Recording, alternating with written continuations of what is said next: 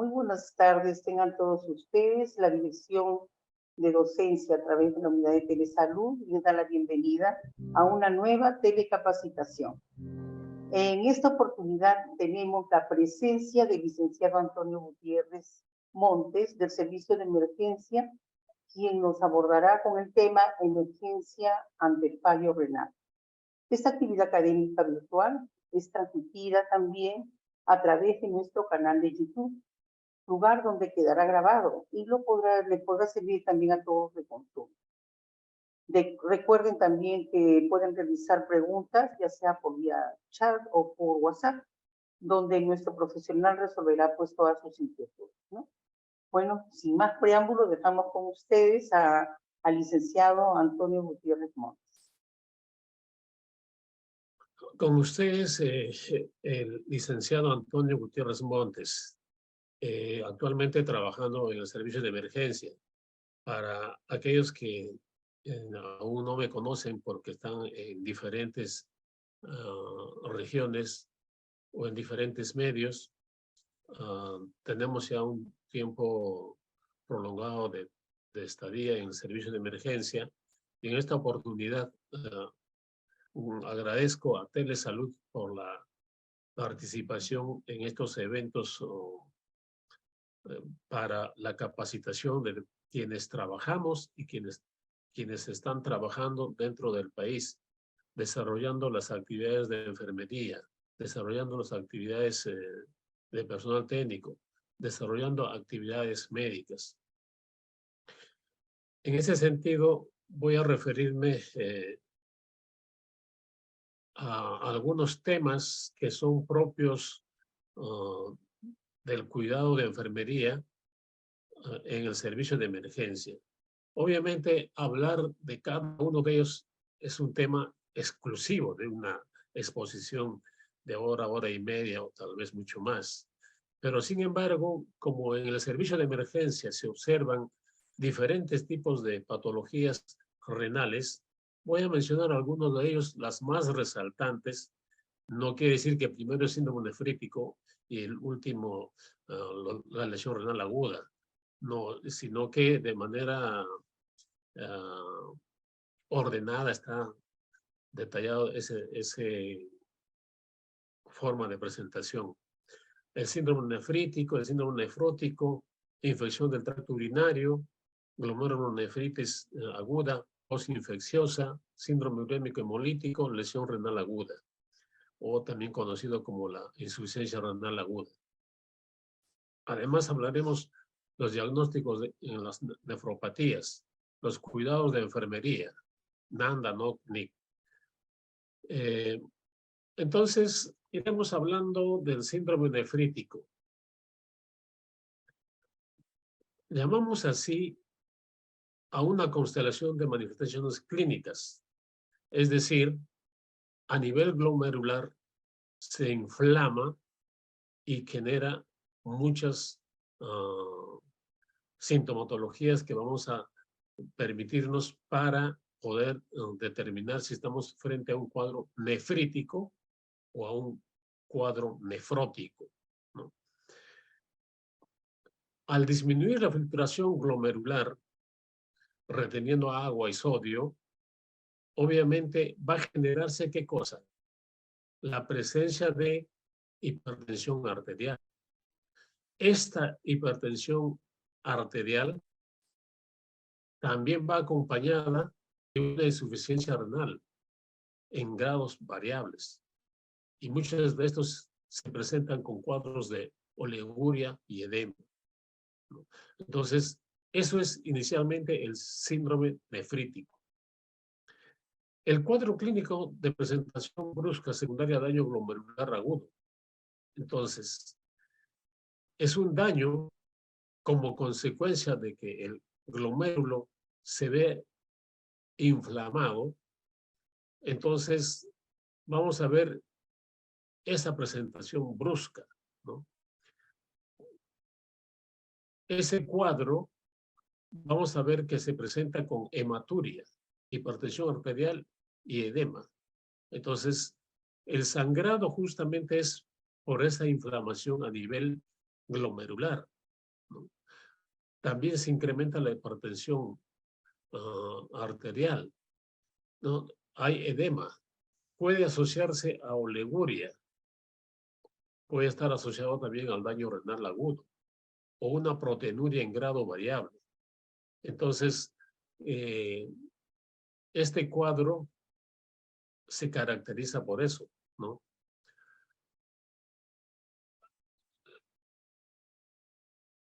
La glomerulonefritis aguda postinfecciosa es la etiología más frecuente del síndrome nefrítico. Entonces, ya vamos viendo desde este momento de que un problema nefrítico o un problema nefrótico no va solo, va acompañado de otra patología. Entonces, cuando nosotros en el servicio de emergencia tenemos un paciente con alteraciones renales, no sabemos cuál de las patologías en realidad puede estar presentando, porque para eso necesitamos los exámenes auxiliares que nos van a permitir determinar cuál de ellas es la que se está presentando. Cuando nosotros vemos los cuadros de síndrome nefrítico, tenemos criterios de ingreso al hospital, ¿no? Entonces, acá hay un término que tengo que recordar a todos, de que para nosotros como enfermeros desarrollemos un diagnóstico enfermero, tenemos que conocer un poco la fisiopatología. Entonces, si conocemos la fisiopatología, tranquilamente podemos direccionarnos a determinar los diagnósticos enfermeros. Así como nosotros, el equipo profesional médico, tiene criterios para ingresar a un niño con síndrome nefrítico hacia el hospital. Tendrá que valorar si hay fiebre, si hay dolor de cabeza, si hay dolor abdominal progresivo, ¿no? Porque nosotros, muchos de los que trabajamos en el hospital, ingresa un niño por un cuadro de deshidratación moderada y empieza a presentar dolor abdominal progresivo. Y muchas veces va escondido un cuadro apendicular, ¿no? Con estos cuadros de síndrome nefrítico. Entonces, por lo tanto, eso es importante, ¿no? Hay edema periférico, ¿no? Los miembros inferiores, los miembros superiores. Además de eso, como hay acumulación de agua, obviamente gana el peso, ¿no? No solamente gana el peso, también se muestra asténico el paciente, ¿no? Alteración del estado general o hemodinámico. Entonces, el estado general se refiere pues a que el niño está edematizado, encharcado de agua, ¿no? Y si le hacen el examen hemodinámico, vamos a ver que está incrementado el volumen de líquido, ¿no? Y además de eso, si le hacen los exámenes auxiliares, vamos a encontrar alteraciones en los resultados correspondientes, ¿no? Posiblemente haya aumento de potasio, aumento de sodio, ¿no? Y si le hicieran una gasometría, posiblemente se encuentren otras alteraciones también. Hay aumento de la hipertensión arterial. Entonces, es importante determinar acá, cuando se va a valorar, ver cómo está la presión arterial, ¿no? Cómo están las alteraciones hidroelectrolíticas. Los resultados muestran deficiencia o exceso, ¿no? Cómo está la orina, hay que revisarlo primero, si hay hematuria o no hay hematuria. Por lo tanto, uno tiene que pensar de que cuando vemos o sospechamos o sospecha el profesional médico si es un cuadro nefrítico, va direccionando al origen glomerular o es un origen urológico, ¿no? Entonces, ahí se determina. Teniendo estas condiciones, obviamente ya hay la posibilidad de que el paciente se hospitalice. El síndrome nefrótico también es otro problema renal, ¿no? Este síndrome provoca edema y otros síntomas, afectando a las personas de cualquier edad, o sea, no solamente a los niños, también a los adultos, ¿no? Y generalmente vamos a observar los síndromes nefróticos en niños de 2 y 9 años. Entonces, estos niños con síndrome nefrótico se muestran de esa forma porque los filtros de los riñones llamados glomérulos están dañados. Entonces, consecuencia de eso, podemos mencionar que un niño sindrómico presenta generalmente una triada de síndrome nefrótico. ¿Qué significa eso? Que primero vamos a observar edema grave, ¿no? Ese edema grave lo vamos a poder observar a nivel ocular, a nivel facial también obviamente se ve aumentado, pero generalmente es a nivel ocular, ¿no? A nivel de los tobillos y los pies. Entonces, se imaginan este primer elemento de la tríada del síndrome nefrótico es característico de un síndrome nefrótico. El segundo tema es orina con espuma. ¿Por qué orina con espuma? Porque a nivel renal está eliminando gran cantidad de proteínas en la orina. Como hay gran cantidad de proteínas, obviamente la orina se hace espumosa, ¿no? Segunda característica del síndrome nefrótico. En tercer orden, hay incremento de peso debido a la retención de líquidos, obviamente. Entonces, si nosotros evaluamos esos tres elementos importantes, podemos estar seguros de que estamos frente a un paciente con síndrome nefrótico, ¿no? Entonces, de esa forma ya se va viendo que la alteración del glomérulo tiene caracterizaciones específicas. Entonces, ¿cuáles serían los criterios de ingreso para hospitalización, ¿no? Primero, una proteinuria grave sin filiar, ¿no? Entonces, sin filiar significa pues que una proteinuria no está muy bien especificada, ¿no? ¿No? Y consecuencia de eso también va como un debut del síndrome nefrótico. Por primera vez se menciona que el niño está empezando a sufrir este problema. Entonces, cuando decimos sin filiar, estamos diciendo de que ha pasado por diferentes consultorios, una, dos veces, tres veces, pero no se determina por qué está presentando, ¿no? Entonces, cuando ya se obtiene con mucho énfasis los resultados, va a ser un síndrome nefrótico. Si hay sospecha de una glomerulonefritis aguda, también estamos hablando de un problema de síndrome nefrítico. Si hay una insuficiencia renal asociada a una insuficiencia renal aguda o una insuficiencia renal crónica con presencia de oligoanuria, entonces hay que pensar que es un síndrome nefrótico. Hay alteraciones hidroelectrolíticas. Estas alteraciones hidroelectrolíticas básicamente vamos a verlo pues, cuando se hace un examen de orina, un examen de sangre, ¿no? Entonces vamos a ver que hay aumento de sodio y potasio. Esas alteraciones van a hacer pensar de inmediato que estamos ya frente a un paciente con alteración del síndrome nefrótico. ¿Cuál es la sintomatología asociada? Edema agudo de pulmón o un edema generalizado, una hipovolemia. Entonces, ojo, la hipovolemia se muestra. Muchas veces cuando un niño llega con este diagnóstico, llega, pareciera gordo, pero lleno de edema generalizado, ¿no? Entonces, a veces ese edema generalizado no se muestra cuando hay una hipovolemia, ¿no? Entonces, son dos extremos notorios que va a presentar un cuadro de síndrome nefrótico. Hay lesión glomerular. Esa lesión glomerular se caracteriza básicamente por una proteinuria masiva. Entonces, como habíamos mencionado, hay proteinuria. Obviamente, ya vamos a ver que los niveles oscilan más de 3 a 3.5 gramos por decilitro, ¿no? también va a mostrar una hipoalbuminemia. Entonces, la hipoalbuminemia obviamente es una de las principales razones por la cual hay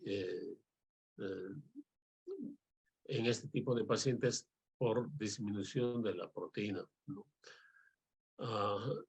A veces también se van a presentar con cuadros de hiperlipidemia, es otro, y los edemas que son característicos, ¿no? Edemas a predominio facial, periorbitario, genital y miembros inferiores, ¿no? Es una causa, una razón más específica para poder hospitalizarse. Hay incremento de la presión arterial, ¿no? Cursa con una hipertensión arterial. Es susceptible o hay susceptibilidad para infecciones. Entonces, un paciente con problema renal no siempre ingresa solamente con su síndrome nefrótico. A veces viene con otras patologías adicionales o otras infecciones, o está sujeto a percibir otras infecciones, ¿no? Hay incremento en la coagulabilidad. Entonces, ¿eso qué significa? El factor 8 está alterado. Puede generarse también muchas veces cuadros de diarrea, disnea, ascitis. La ascitis es bastante frecuente en estos niños con síndrome nefrótico. Infección del tracto urinario. La presencia de bacteriuria significativa, sintomática o no, es una de las razones de una infección del tracto urinario. Entonces, cuando decimos infección del tracto urinario, significa pues que el tracto urinario está tanto en el hombre y en la mujer desde los genitales, la vejiga, hacia los conductos urinarios que llegan hacia los riñones. Entonces, como consideramos que el riñón y la orina, en esta zona, la orina, todo es estéril.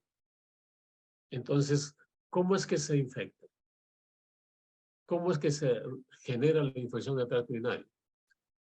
Claro, de inmediato podemos pensar de que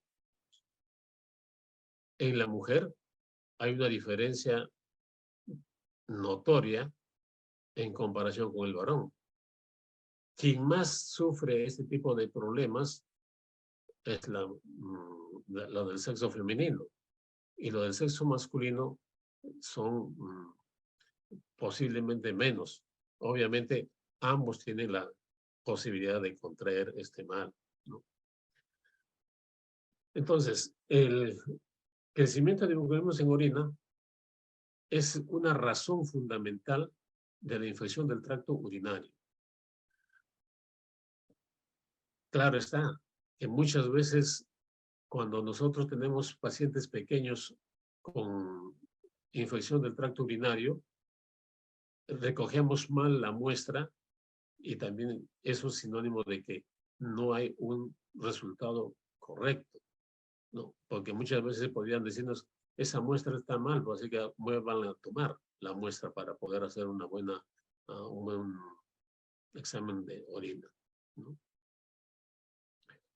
Puede presentarse con cuadros de pielonefritis aguda o también llamado ITU en vías altas. Entonces, eso quiere decir que está en esta zona, ¿no? O también puede presentar una cistitis a nivel de la vejiga, ¿no? Que son llamados ITU de vías bajas. Entonces, todo eso dependerá y se detectará cuando tengan los resultados de las pruebas complementarias, ¿no? Eso es importante. Y el otro aspecto importante para tener en cuenta con las infecciones del tracto urinario, es importante a los lactantes de 3 meses determinar si hay fiebre, vómito, letargia, irritabilidad, ¿no? Y porque eso también es notorio, ¿no? Se fastidian los pequeñitos, lloran, se muestran irritables, se muestran hiporéxicos, ¿no? Hay fallo en el fallo de Medro, ¿no? Fallo de Medro quiere decir no crece, tampoco pesa correctamente, ¿no? O sea, ese es el retardo de desarrollo, pues, del crecimiento, ¿no? Entonces, hay ese fallo de Medro, hay cuadro de dolor abdominal, hay ictericia, hematuria, orina fétida. Entonces ya estamos frente a una infección del tracto urinario. Hay unos signos y síntomas de la infección del tracto urinario. Esto vamos a tipificarlo por edades, ¿no? De recién nacido a 2 años. Entonces, ¿qué cuadros presenta este niño? Puede presentar un cuadro de hipotermia o hipertermia. Puede mostrarse nauseoso y llegar a los vómitos. Puede presentar cuadros de diarrea. Puede mostrarse demasiada irritabilidad. Se puede mostrar somnoliento. Muchas veces puede estar ictérico, ¿no? Acá lo que dijimos, el Medro, hay retardo de crecimiento, ¿no? Y cuadros sépticos que puede presentar el niño. De los 2 años a 6 años, ¿qué se le puede presentar? Cuadro doloroso abdominal, vómitos, diarreas, constipación. Ojo, no solamente la diarrea, la constipación es otro factor importante. Orina fétida, ¿no? Fiebre, retardo en el crecimiento. De 6 años a 12 años ya hay disuria, dolor al orinar, ¿no? Colaquiuria, dolor abdominal, incontinencia, enuresis secundaria. Entonces, nos preguntamos cuando esos niños se orinan en la cama de 6 a 12 años, ya no es normal. Y a eso ya pasa a preocupar, ¿no? Ahí puede haber otra vez la constipación, hay orina fétida, fiebre, ¿no? Pero a los mayores de 12 años nos van a comentar siempre dolor al orinar, ¿no? Que orina con mucha frecuencia, que siente fiebre, que su orina es de mal olor y otras molestias. Entonces, estos cuadros sintomatológicos nos hacen pensar directamente en una infección del tracto urinario, ¿no? ¿Cuáles son los criterios para hospitalizar? Si son menores de 3 meses, hay que hospitalizarlos para hacerles un seguimiento respectivo, ¿no? Afectación del estado general o aspecto séptico. Entonces, cuando vemos o cuando el médico ve al niño con ese tipo de afectación, ¿no? El estado general está venido a menos, se muestra séptico, ¿no? Entonces hay que hospitalizarlo.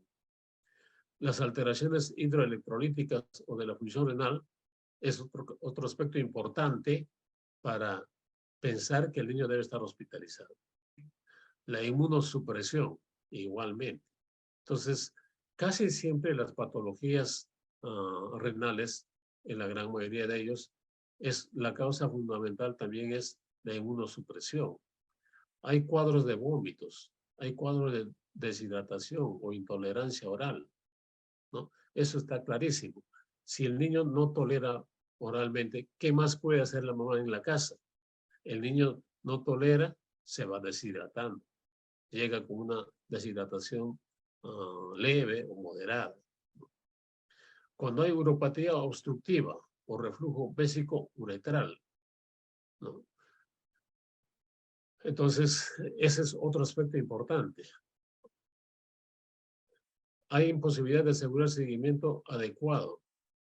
Entonces, un niño que tiene este tipo de problemas en domicilio no va a asegurar estar hecho un seguimiento adecuado de su cuadro.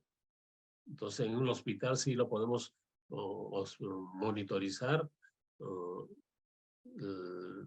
tanto las funciones vitales o la hemodinamia y su cuadro de deshidratación, si lo tiene, ¿no? Fracaso en el tratamiento oral. Cuando eso ocurre, hay que pensar de inmediato, ¿será por la fiebre o será por la afectación del estado general, ¿no? Y si ha recibido antibiótico 48 horas, entonces eso significa pues que no hay un buen tratamiento. Requiere un tratamiento hospitalario. Factores importantes que hay que tener en cuenta para hospitalizar a un niño con una insuficiencia del tracto urinario. La glomerulonefritis aguda postinfecciosa. Este es un mal que tiene un predominio de inflamación glomerular, ¿no? Acá vemos nuevamente con una patogenia inmune. Pero ¿qué los genera esto?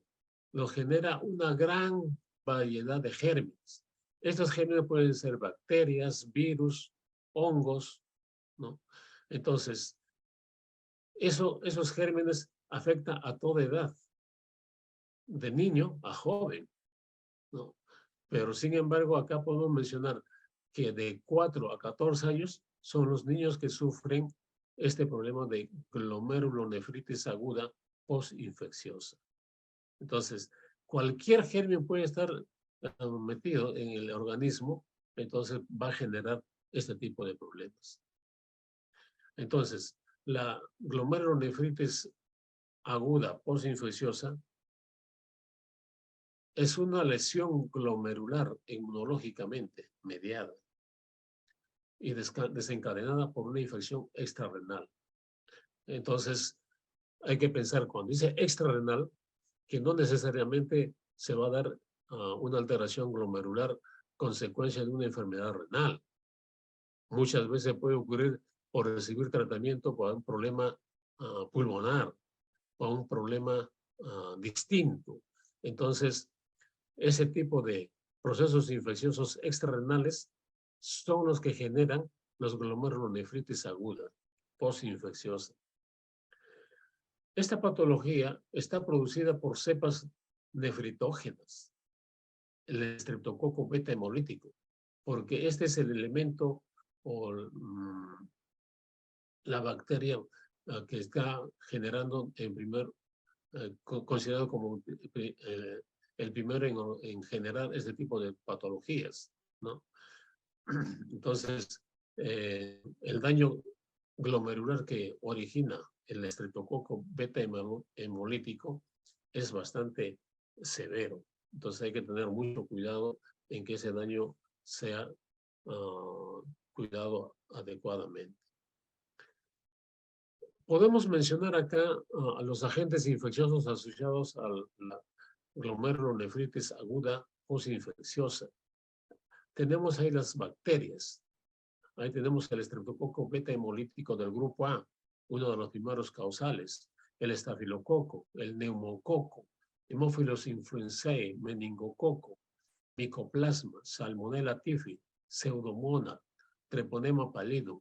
Entonces podemos darnos cuenta acá, las bacterias más comunes son los que van a contribuir a que aparezca una glomerulonefritis aguda postinfecciosa.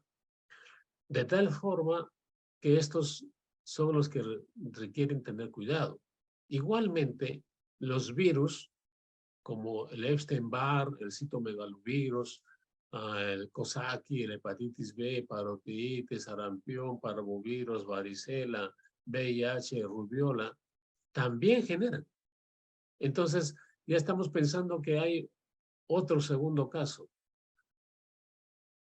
Hay glomerulonefritis aguda postinfecciosa postbacteriana o por infección bacteriana, por infección viral, por infección parasitaria, por hongos, ¿no?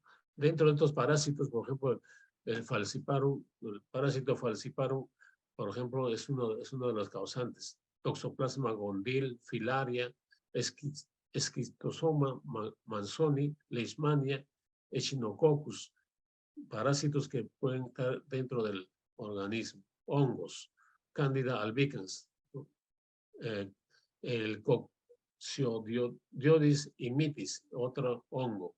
Entonces, la que más observamos y que conocemos son la Candida albicans. La Candida albicans es pues, portador todas las niñas. Entonces, podemos tener cuidado con ellos.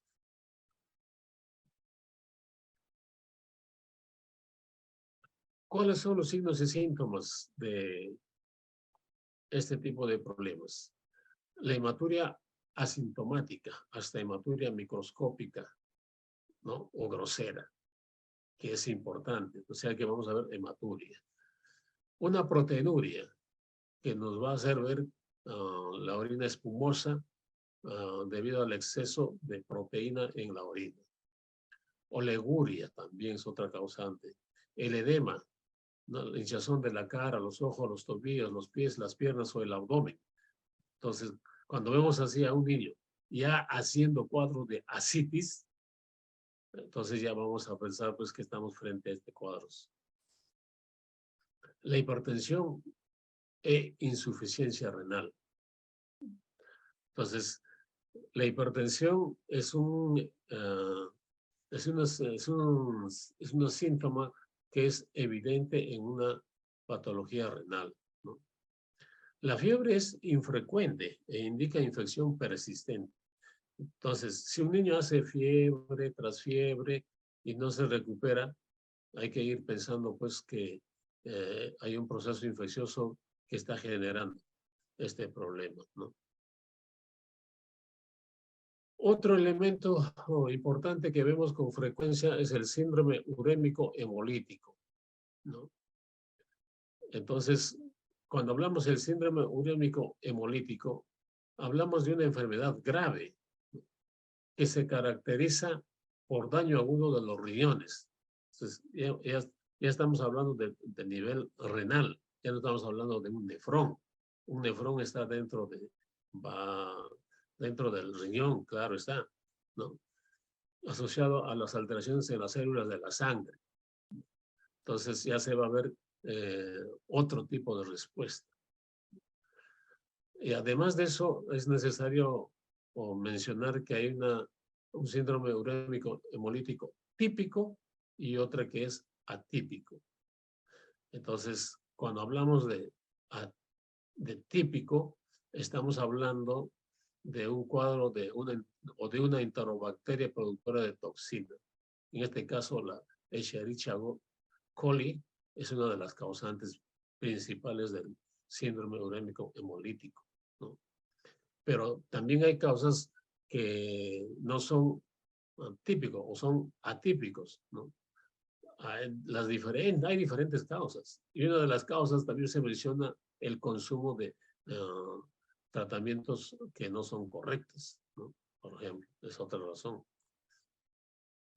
Además de eso, hay que pensar que este síndrome urémico hemolítico se presenta con trombocitopenia. Entonces, ¿qué significa eso? Reducción de plaquetas necesarias para formar coágulos. Entonces, ¿qué pasa con los niños que son síndrome urémico hemolítico? Van a presentar características de trombocitopenia, ¿no? Entonces, como hay deficiencia de plaquetas, perdón, entonces obviamente vamos a observar posiblemente sangrado. Puede presentarse con anemia hemolítica macroangiopática por la causada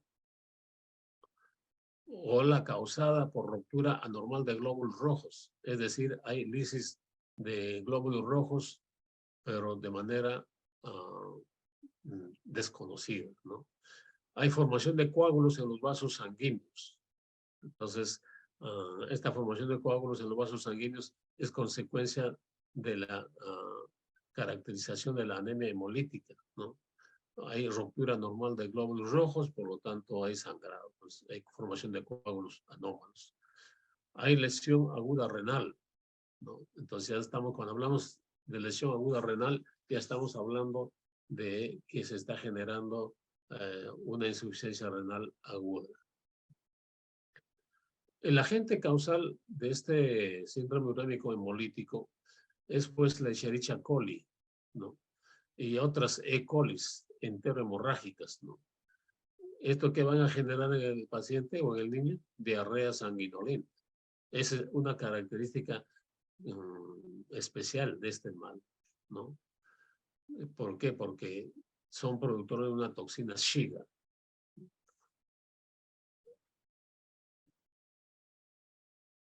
¿Cuáles son los signos y síntomas inician con un pródromo o con una variedad de sintomatologías que se caracterizan por los vómitos, dolor abdominal y diarrea. Entonces, la diarrea con frecuencia son sanguinolentas. Ahora, obvio, si viene un niño con diarrea y que está con frecuencia de sangre o se observa sangre, hay que pensar también otro cuadro de cirugía, ¿no? No solamente hay que pensar en este malestar. Una semana después del pródromo se puede manifestar anemia hemolítica, trombocitopenia y lesión renal aguda.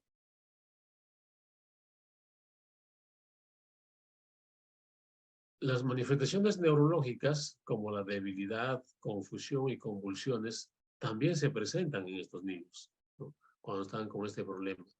La lesión renal puede producir hematuria, oliguria o anuria y cuadros hipertensivos. Entonces, hay una alteración en la función renal. Por eso es que hay presencia de oliguria o anuria. Muchos niños ya no orinan, ¿no? Entonces, es otro detalle que tenemos que tener en cuenta. La isquemia del tubo digestivo puede causar colitis hemorrágica con dolor abdominal, náuseas, vómitos y diarrea sanguinolenta.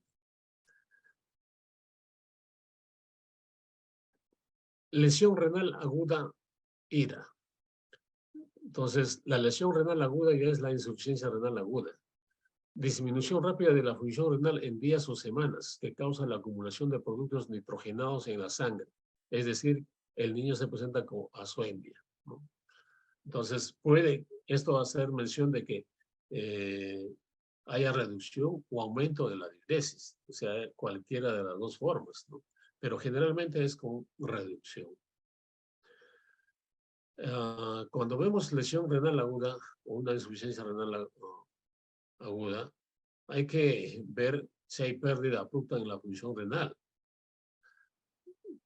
como consecuencia de la incapacidad del cuerpo para mantener la homeostasis del líquido. Entonces, como el líquido es regulado por el riñón, obviamente cualquier lesión que se presente puede alterar esa homeostasis, ¿no? Esa forma correcta de mantener los líquidos, obviamente. En los niños es relativamente esporádica y causada con frecuencia por lesión hipóxica o nefrotoxinas. Entonces, ya hemos dicho las toxinas de los diferentes elementos que participan en la generación de estos males renales se pueden ver como parte de que estén generando la lesión renal aguda. La lesión renal aguda puede clasificarse, ¿no? Primero vemos que hay un estadio prerrenal. En este estadio vamos a observar una hipoperfusión renal. Entonces, cuando hablamos de la hipoperfusión renal, hay que ir viendo que puede presentar cuadros de hipovolemia, ¿no? O sea que no está reteniendo el líquido correctamente. Como no hay líquido correctamente a nivel corporal, obviamente también se ve disminuido el gasto cardíaco. Entonces, eso es importante. Hay una vasodilatación sistémica. Esa vasodilatación sistémica también puede generar vasoconstricción o una alteración renal. Oliguria, ¿no? Diuresis concentrada. La orina se ve como una osmolaridad de la orina pasa a los 400 miliosmoles por kilogramo peso, ¿no? También tenemos el sodio urinario, menor a 20 miliequivalentes, cilindros hialinos. Entonces, esos son los resultados que observamos cuando hay una insuficiencia renal aguda en la fase prerrenal. Como hay esa intolerancia, obviamente cuando se va a prestar tratamiento hay que administrarle sueroterapia, furosemida, corregir electrolitos, tratamiento etiológico, y muchas veces se pueden administrar inotropos, ¿no? Hay pacientes que llegan a una segunda fase, renal parenquimatosa, ¿no? Una lesión parenquimatosa ya se va a mostrar con cuadros de isquemia, ¿no? Entonces, consecuencia de eso también se puede ver la presencia de nefrotóxicos, endógenos o exógenos, ¿no? Cualquiera de las dos formas. Pues se va a presentar el cuadro de glomerulonefritis, vasculitis, tubos intersticiales. Entonces, ya se ven diferentes patologías que son concomitantes con este paciente, con una lesión renal aguda. Puede haber una poliuria ineficaz y diluida, o con una osmolaridad menor a 400 miliosmoles, ¿no? Obviamente acá la ferritina también supera el 1%. El sodio urinario mayor de 20. Cilindros granulosos. Tenemos también en la fase postrenal u obstructiva. Vamos a encontrar un cuadro obstructivo, unilateral, con presencia de litiasis, estenosis tumorales también. Hay cuadros bilaterales con una hiperplasia benigna de próstata, por ejemplo, en los varones, una disfunción neurógena. Puede haber oleguria, anuria, la osmolaridad de la orina y sodio, orina similar a la plasmática. Bien. Entonces, estos tres cuadros hay que tratar de identificarlos.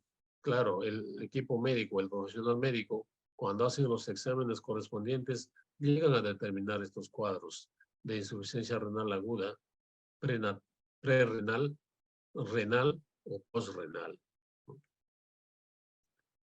¿Cuáles son los signos de esta insuficiencia? Hay cuadros de edema, ¿no? Hay cuadros de alteración respiratoria o síntomas de la enfermedad que ha provocado la lesión renal aguda, ¿no?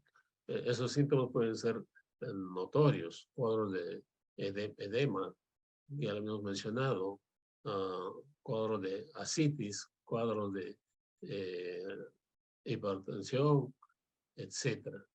Se puede observar cuadro de fatiga, cansancio, ¿no? Venido a menos el paciente. Se puede observar disminución de la capacidad para concentrarse en tareas mentales, ¿no? Entonces, eso es importante. No solamente se ve alterado el aspecto físico, sino el aspecto mental también se ve disminuido, ¿no? Hay inapetencia, náuseas y vómitos, ¿no? Que son las cosas más importantes que hay que tener en cuenta. Hay cuadros convulsivos, ¿no? Hay mioclonía también, hay prurito generalizado, la azoemia también habíamos mencionado ya. Pero toda esta sintomatología, ¿a qué nos llevaría como complicaciones? A una hiperpotasemia, ¿no? Una hiperfosfatemia, hipocalcemia, acidosis metabólica severa, edema agudo de pulmón, pericarditis, encefalopatía urémica. Entonces, complicaciones que necesitan ser tratados obviamente por el profesional correspondiente y nosotros cumplir con los cuidados que nos corresponde desarrollar frente a estos pacientes con patología renal.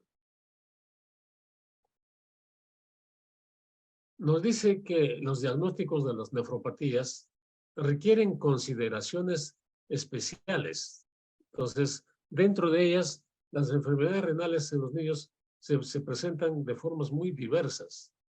En cada niño o en cada niña vamos a encontrar caracterizaciones distintas, sintomatologías distintas. Por lo tanto, no podemos decir que una patología es lo mismo que el otro. Tienen caracterizaciones generales, obviamente. Cuando los síntomas están claramente relacionados con el riñón, como es un cuadro de hematúrico, dolor lumbar, hay que ir pensando que es un cuadro nefropático, ¿no? Entonces, el dolor lumbar no es ajeno en estos cuadros de alteraciones nefropáticas, ¿no? En otras ocasiones son muy inespecíficos, que podemos encontrar anemia o retraso de crecimiento. Entonces, cuando hablamos de retraso de crecimiento, hay que hablar que un niño con una patología renal, de una insuficiencia renal aguda, es un niño que su crecimiento está venido a menos, su desarrollo físico está venido a menos, y ese desarrollo que está venido a menos también puede contribuir a una alteración mental, mencionábamos en una de las patologías, ¿no?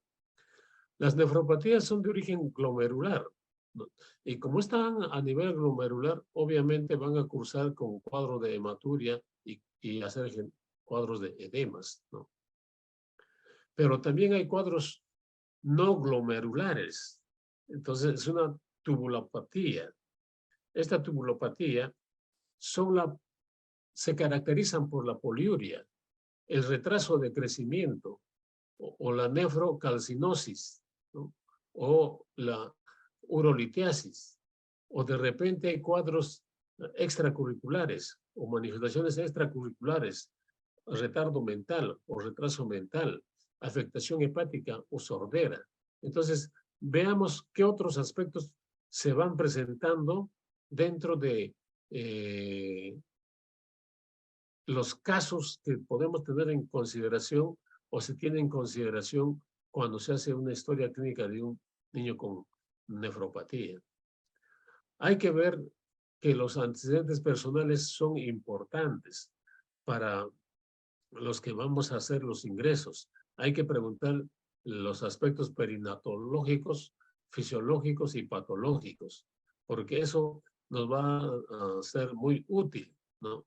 También hay que ver sobre la familia, ¿no?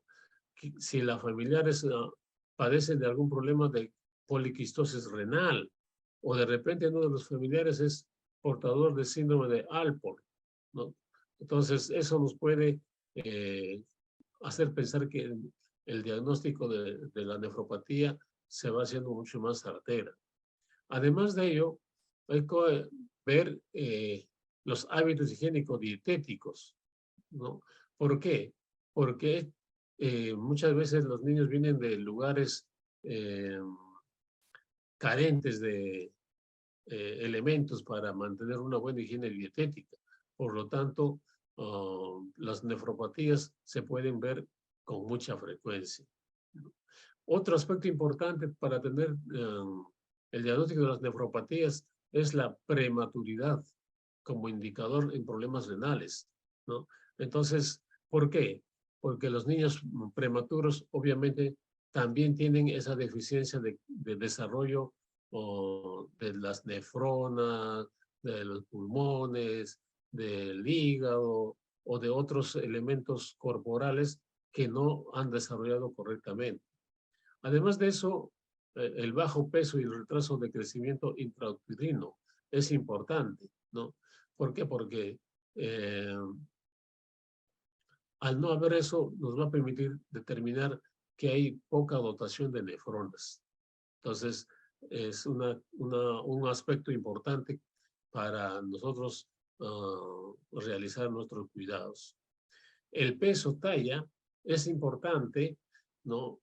¿Por qué? Porque habíamos dicho que los pacientes con nefropatía pueden generar esa pérdida de peso, pérdida de talla, etcétera, ¿no? Y obviamente también vamos a pensar que la presión arterial y sus percentiles nos van a indicar cuadros de nefropatías. Hay que tener mucho cuidado con el estadio de Tanner, hombre y mujer, ¿no? Entonces, ¿por qué? Porque eso nos va a permitir también evaluar, ¿no? Como parte del diagnóstico de las nefropatías. Además de eso hay que ver pues la masa corporal, es importante, ¿no? Y hay que tener en cuenta que los exámenes de laboratorio que nos piden o que pide el profesional médico, los estudios que hayan desarrollado por ecografías, por tomografía helicoidal multicorte o resonancia magnética, son otros aspectos importantes que hay que tener en cuenta para ver las nefropatías. Hay un tratamiento conservador. Entonces, ¿qué significa tratamiento conservador? Conservador significa manejo activo de los síntomas físicos de la insuficiencia renal, ¿no? Y de cualquier otro síntoma y enfermedades concomitantes, porque las patologías renales siempre están asociados a otras enfermedades propias de cada paciente, y por lo tanto hay que tratar esas patologías también que lo acompañan, ¿no?, al problema renal de manera conservadora. Pero además de eso, hablar de tratamiento conservador significa que ese tratamiento debe estar dirigido al aspecto emocional del paciente, ¿no? Cuando decimos apoyo psicológico, estamos hablando del apoyo emocional, el apoyo social, sin hacer uso de diálisis o el trasplante. Quiere decir conservador, ¿no? Entonces, ¿qué significa? ¿Qué hay que hacer para que sea conservador? Hacer uso racional de la medicación nefrotóxica, ¿no? Entonces, básicamente en esos niños es manejarlo correctamente la hidroterapia, ¿no? La fluidoterapia es vital. Control de la presión arterial, diuresis, tira reactiva de la orina cada 8, 12 o 24 horas. Eso nos va a permitir hacer un seguimiento, por eso dice tratamiento conservador, ¿no? Cuantificación de entradas y salidas. O sea, cuando nosotros cuantificamos las entradas y salidas, estamos hablando de balance hídrico, ¿no? Y el peso diario del paciente para ver si gana o pierde, ¿no? Si es un paciente que ha estado subido, nosotros tenemos que mantener, como en los pacientes cardiológicos, con balances negativos hasta que recupere el peso corporal diario, ¿no? La restricción hídrica a pérdidas o pérdidas sensibles también es importante. Entonces, ¿cuánto de líquido hay que pasarle? 400 mililitros por metro cúbico diario. Entonces, son volúmenes bastante considerables. Ahora, hay que ver también si hay diuresis, ¿no?, o no. Los electrolitos. Hay que restringir sodio, potasio, la necesidad de basales más pérdidas intrarenales, hasta la desaparición de la hipertensión arterial y sobrecarga circulatoria. Entonces, no debe verse alteraciones cardíacas. Debemos realizar la sobrecarga circulatoria para que pueda disminuir la hipertensión arterial de alguna forma. Además de eso, hay que administrarle diuréticos, ¿no?, oral o intravenoso, porque eso nos van a ayudar a que el paciente pierda el volumen exagerado que tiene en el cuerpo. La administración de antihipertensivos, también el nifedipino, por ejemplo, se administra en esos casos de pacientes cuando están con hipertensión arterial alta, ¿no? Corrección de alteraciones hidroelectrolíticas y de equilibrio ácido-base. Entonces, ¿qué necesita este paciente? Que hay que desarrollarle una gasometría para ver cómo está el equilibrio ácido-básico, ¿no? Eso va a ser importante. Las correcciones de alteraciones hidroeléctricas también. Hay que ver que cuando se toma la muestra urinaria o se desarrolla exámenes hidroelectrolíticas en sangre, sean las correctas, obviamente, ¿no? Hay que controlar el foco infeccioso, ¿no?, porque puede presentar concomitantemente otro cuadro infeccioso la que esté generando este problema, ¿no? Las penicilinas. Hay que hacer uso de penicilinas. Por ejemplo, hay casos que pueden presentarse un problema renal acompañado de una faringoamigdalitis. Si es aguda y estreptocócica, con más razón todavía, ¿no? Hay que ver el aspecto nutricional, ¿no? Una dieta blanda, hiposódica, ¿no? Posiblemente si está bajo los niveles de las proteínas, hay que darle aporte proteico, ¿no? El aporte calórico también para ayudar a que el gasto energético basal sea lo más correcto. El tratamiento renal sustitutivo. El tratamiento renal sustitutivo, hay que hablar de una diálisis peritoneal. Entonces, cuando hablamos de diálisis peritoneal, el profesional enfermero que está en emergencia la desarrolla, ¿no? Administrando los líquidos dializantes, ¿no? Al 2.5%, al 3.5%, al 1.5%, uso de heparina, etc. Esta diálisis peritoneal en los neonatos y lactantes pequeños es de prioridad para poder hacer que los niños se recuperen con mayor facilidad. Hay que desarrollar hemodiálisis. ¿Cuántas veces somos testigos de que niños que llegan van a su hemodiálisis de emergencia hacia el área de hemodiálisis interdiariamente, ¿no? Entonces, para eso lo único que se pide es que el paciente esté estable hemodinámicamente, ¿no? ¿Qué es estable hemodinámicamente? Que todos los exámenes previos tomados antes de la hemodiálisis estén dentro de los valores normales, que el nivel de líquido esté dentro de los valores normales, que la hipertensión haya bajado, etcétera, ¿no? Técnicas de depuración extrarrenal continuas, ¿no? Entonces, esta depuración va a ser importante. Se le toma muestra sanguínea y empiezan a hacerle todas las correcciones haciendo uso de fármacos o haciendo uso de líquidos o haciendo uso de cuadros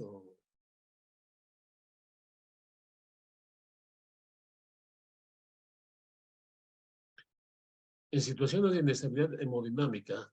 Obviamente no es necesario tomar acciones. En situaciones de sobrecarga hidrosalinas hay que ver qué hacer como cuando hay cuadro de uremia o cuando hay alteraciones hidroelectrolíticas no controlables con tratamiento conservador, ¿no? La elección de la técnica depende de la disponibilidad, de la situación clínica, edad, disponibilidad de acceso vascular y la experiencia de cada centro, entre otros factores. Entonces, ese tratamiento sustitutivo ya es, y hay que ir pensando en otros más avanzados. El tratamiento renal sustitutivo. Por ejemplo, en el Perú hay pacientes que esperan un cambio renal, ¿no? Le extirpan el renal enfermo o ya se la retiraron y necesitan colocarle un riñón nuevo. Podría llegar hasta esos extremos.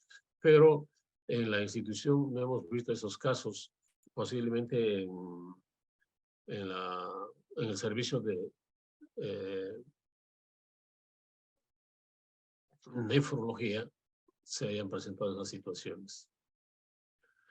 Bien, entonces vamos a ver los cuidados de enfermería. Pero ver los cuidados de enfermería, ¿qué significa?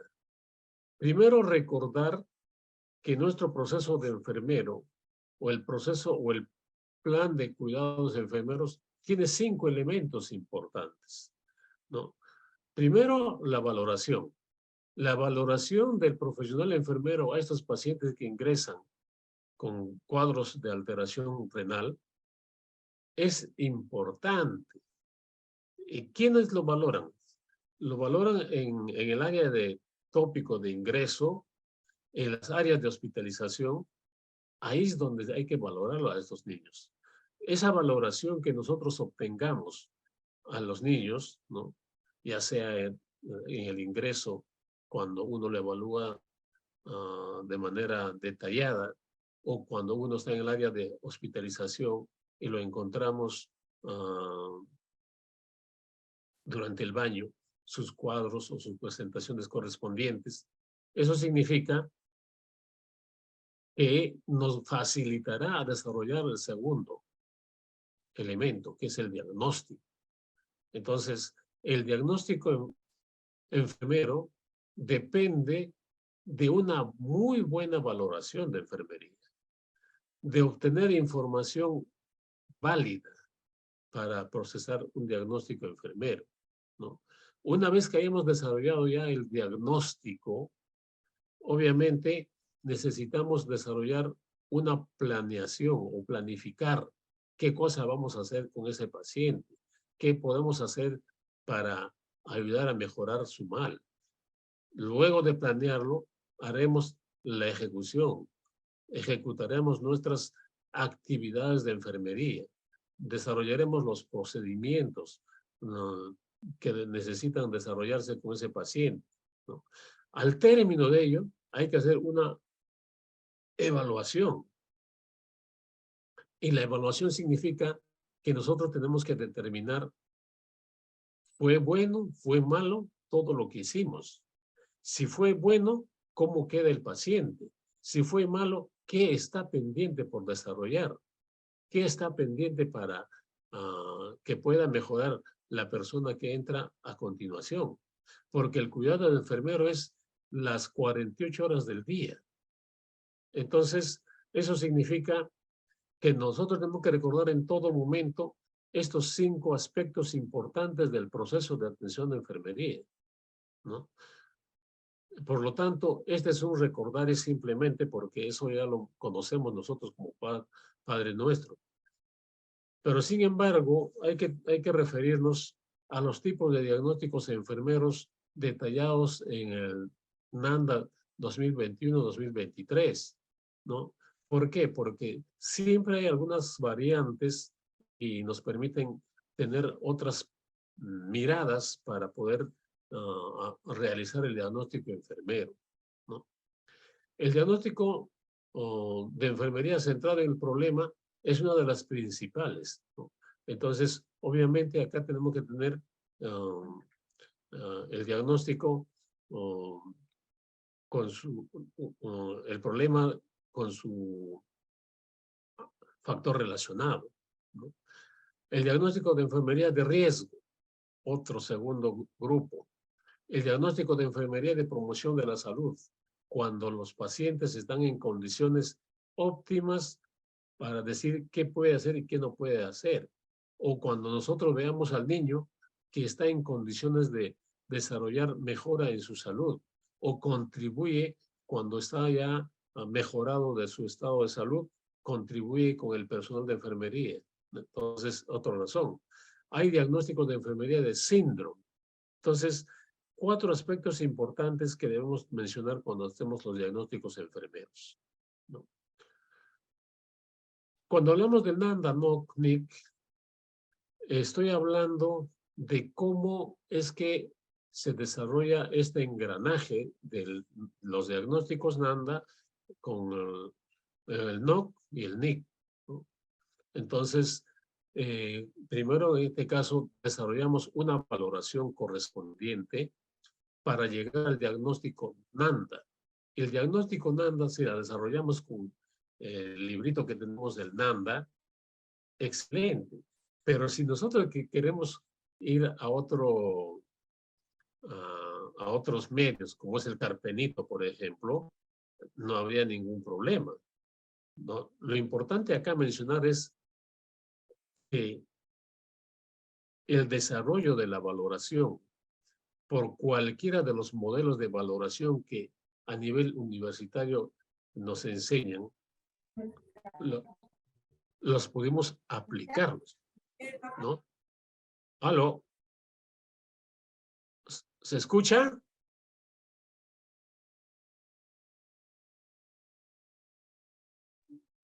Sí, sí estamos escuchando. Ok.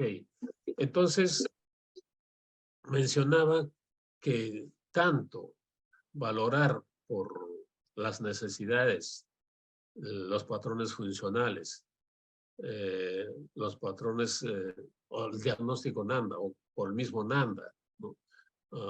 Entonces, por cualquiera de las formas, pero el diagnóstico siempre tiene que ser elegido o en el NANDA o en el Carpenito u otros autores que nos puedan presentar los tipos de diagnósticos de acuerdo a lo que necesitemos, ¿no? Hecho eso, hay que identificar los resultados. Hay que elegir el no para cada correspondiente, ¿no? Entonces, acá tenemos ya los tres elementos, los dos elementos principales, Nanda y el no. Pero cuando ya hayamos hecho toda la identificación de los resultados, elegimos el no correspondiente, entonces obviamente estamos pasando a la siguiente, la planificación del plan de cuidados, Nanda, no, Nick.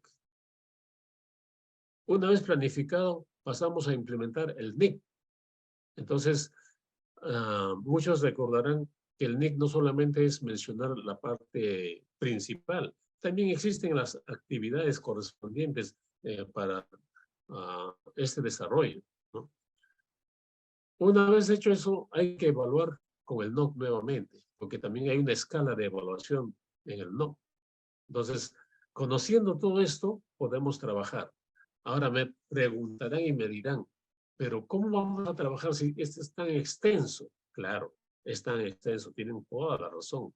Creo que a muchos de los que trabajamos en el área de salud, este desarrollo es un poco que quita la oportunidad de darle mejor cuidado al paciente. Pero sin embargo, como es un sistema que necesitamos mejorarlo día a día, tenemos que acondicionarnos a ello, ¿no? Entonces, para esas patologías nefrológicas, se ha detectado los diagnósticos NANDA correlacionado con el NOC y con el NIC, ¿no? Entonces, el primer diagnóstico es la ansiedad.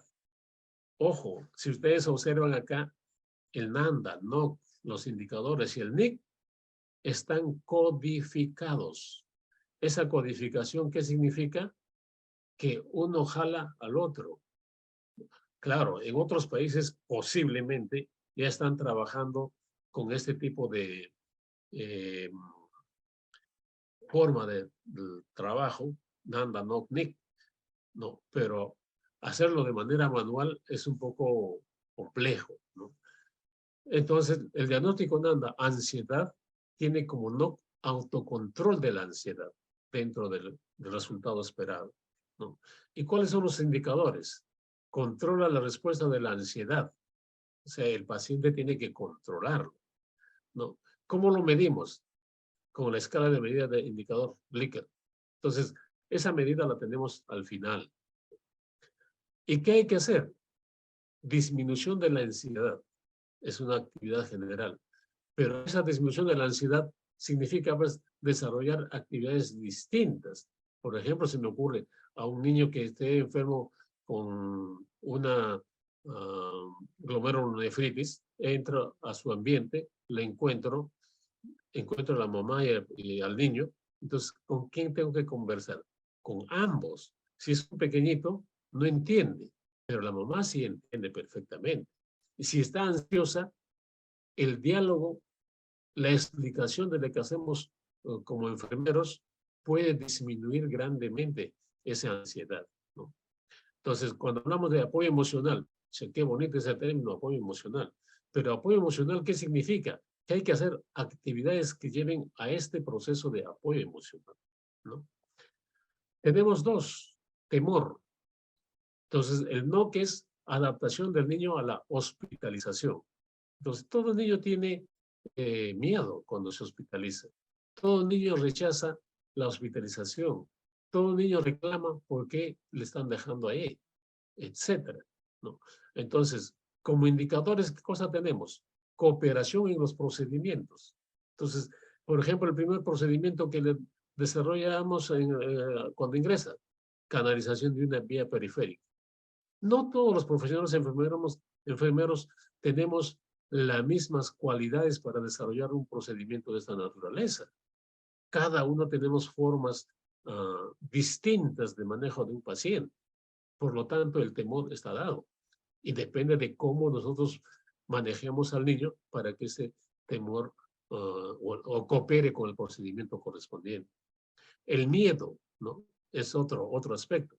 Tiene temor, tiene miedo, ¿no? Entonces, es importante la presentación de la seguridad. ¿Cómo es que vamos a nosotros a desarrollar esa potencial de la seguridad? Hablando con la mamá, para al niño explicarle previamente antes de pincharlo, no agarrar la mano directamente, ligarlo sin decir ni A, ni B, ni C, ¡pam! Se la pincha. Y para mala suerte ni se la encuentra. Entonces, es un problema serio. La presencia, entonces, si al niño lo podemos convencer que con su mamá está tranquila, hay que mantenerlo. Pero si es un paciente que no colabora ni con la mamá, ni con el papá, ni con la persona, ni con la enfermera, entonces hay que ver otra modalidad, ¿no? Tenemos conocimientos deficientes, ¿no? Entonces, cuando hablamos de conocimientos deficientes, estamos hablando de que la mamá puede estar, o el niño puede estar mal informado, no tiene conocimiento de un procedimiento, etc. Entonces, el NOC es el conocimiento, procedimientos terapéuticos. Hay que enseñarles a hablarles para canalizar una vía, o hay que hablarles para cada procedimiento que se desarrolla, ¿no? Eso es importante. Pero ¿cómo vamos a poder nosotros manejar eso? Los indicadores, ¿cuáles serían? Descripción del procedimiento terapéutico, ¿no? ¿Quién lo desarrolla? El profesional de enfermera. Explicación del propósito del procedimiento.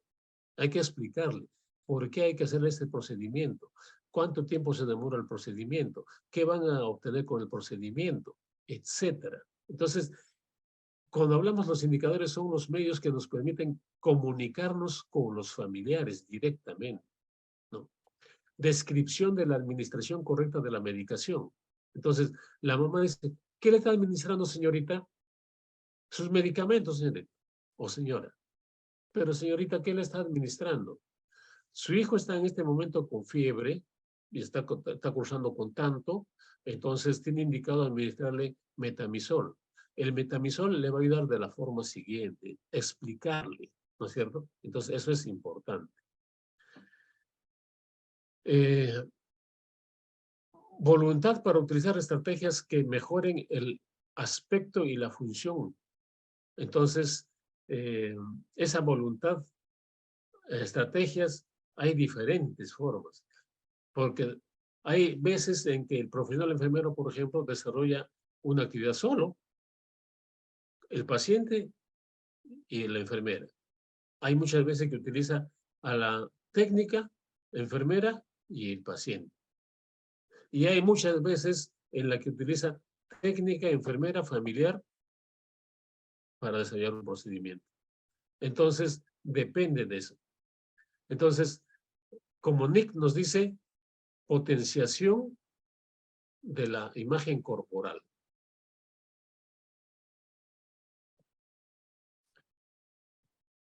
Cuando hablamos de la potenciación de la imagen corporal, obviamente ya estamos hablando ya si le vamos a poner fijador de la férula, si le vamos a poner algún elemento más para que el paciente, y si le ponemos eso, hay que ver que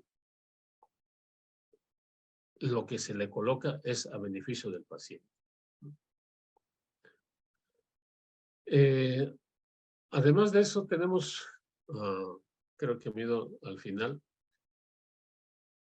afrontamiento inefectivo, aceptación del estado de salud, afrontamiento de problemas. Hay que tratar de darle tranquilidad, reconocimiento de la realidad de la situación de salud, verbaliza aceptación de la situación. Esos son los indicadores. ¿Qué hacemos como enfermeros? Aumentar el afrontamiento, ¿no? Entonces, cuanto más informado está la mamá, cuanto mejor está asesorado de lo que le pasa a su niño, está en mejores condiciones. Entonces, todo esto, ¿por qué hacemos? Para no vernos afectados en procesos legales. Ahora en emergencia hay una gran cantidad de procesos legales que se están presentando con mucha frecuencia. ¿Por qué? Porque aparentemente para el familiar, el profesional enfermero cumple o no cumple algunas necesidades que supuestamente el familiar los tiene, ¿no? Hay manejo inefectivo del régimen terapéutico. Entonces, el NOC nos dice conducta de cumplimiento. Confianza en el profesional sanitario sobre la información obtenida. Entonces, depende de lo que le informemos para que la mamá tenga confianza. Solicitas seguir la pauta prescrita. Entonces, nosotros no somos los médicos. El médico profesional tiene su tarea que desarrollar y nosotros tenemos otro espacio que desarrollar. Entonces, ¿qué hay que nosotros hacer? Facilitar el aprendizaje. Guías del sistema sanitario. Entonces, facilitar el aprendizaje significa, pues, que la mamá, si bien es cierto que conociendo más se empodera de las cosas que le corresponde, pero no hay mejor forma de manejar a la mamá. No es necesario sentirnos aislados a ellos, no. Ahora las mamás, si no le dices, están conversando y encuentran por internet en los medios existentes y ya saben lo que nosotros queremos darle, ¿no? Hay problemas interdisciplinarios. Entonces, cuando hablamos de problemas interdisciplinarios, son problemas que no requieren, y tampoco requieren los indicadores. Por ejemplo, complicación potencial de la fiebre o una fiebre. Entonces, un proceso febril, ¿qué requiere? Tratamiento de la fiebre, ¿no? Y el tratamiento de la fiebre, ¿cómo lo hacemos? Utilizamos una ampolla de metamizol, cargamos la dosis que corresponde, administramos intramuscular o administramos endovenoso. Entonces, ¿eso de qué depende? Depende del nivel de conocimiento que nosotros tengamos, ¿cierto? Complicación potencial en el proceso infeccioso, protección contra las infecciones. ¿Qué hacemos nosotros para proteger las protecciones contra las infecciones? Aseo manual, por ejemplo. Mantener correctamente el uso de pañales en el paciente, ¿no? Control de infecciones, de la misma forma que el anterior podemos mejorar.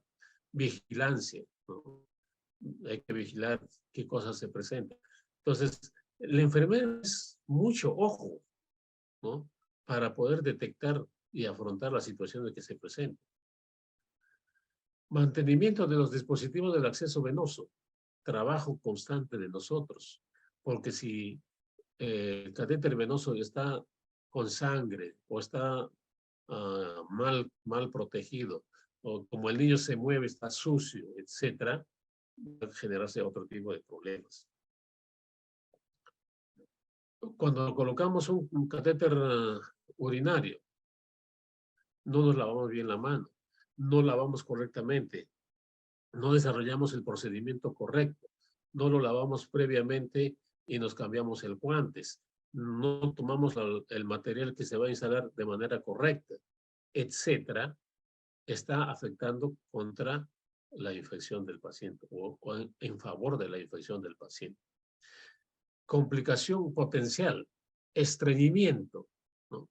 Entonces, nosotros tenemos que saber cómo desarrollar el entrenamiento intestinal, ¿no? El entrenamiento intestinal podemos nosotros ayudarlo, por ejemplo, con los masajes correspondientes o el uso de enemas, etcétera. El manejo de la nutrición. Hay que darle dieta correspondiente para, si está estreñido, no le va a seguir dando harina tras harina.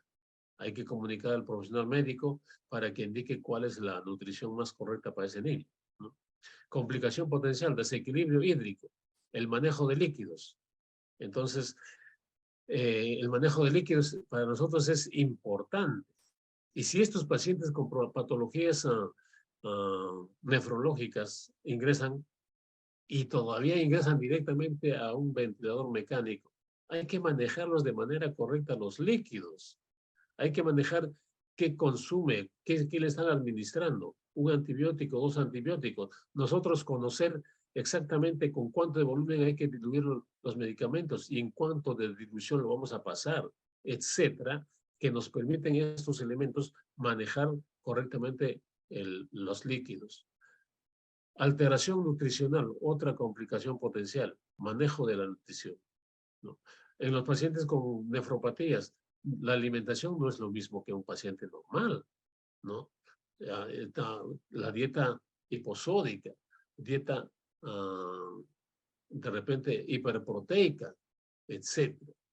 Entonces, si nosotros evaluamos el manejo del NANDA, NOC y NIC, es mucho más interesante porque nos permite valorar que el diagnóstico NANDA esté correctamente direccionado, esté correctamente desarrollado el NIC y las actividades por sí mismas van a salir a cubrir cada NIC correspondiente.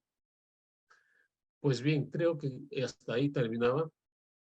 Les agradezco la audiencia. Si hubiera algunas preguntas, estoy ya a responderlas. Muchas gracias a todos ustedes.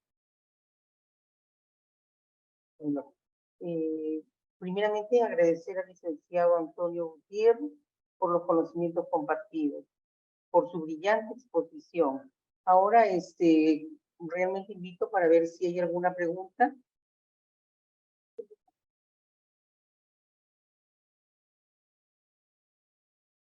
Bien, a ver, yo tengo acá una pregunta que me hacen llegar, licenciado. Cuando se habla de glomerulonefritis, se mencionan los signos y síntomas. ¿Qué quiere decir hematuria sintomática?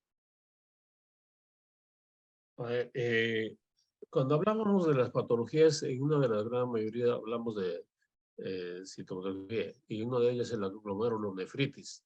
Cuando hablamos de hematuria asintomática, nos referimos que cuando hacen el examen correspondiente de orina, a la hora de desarrollar la búsqueda de glóbulos rojos, encuentran 3 glóbulos y determinan que es un cuadro que todavía no se evidencia un sangrado muy marcado, sin embargo ya hay presencia de sangre.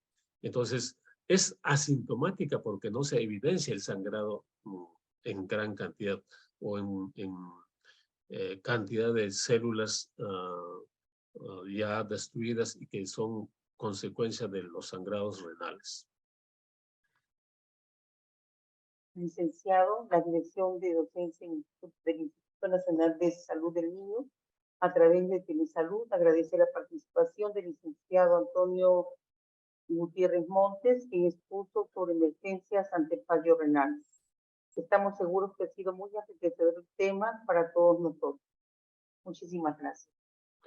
Gracias a ustedes, gracias a Telesalud por la oportunidad. Muchas gracias a todos los presentes.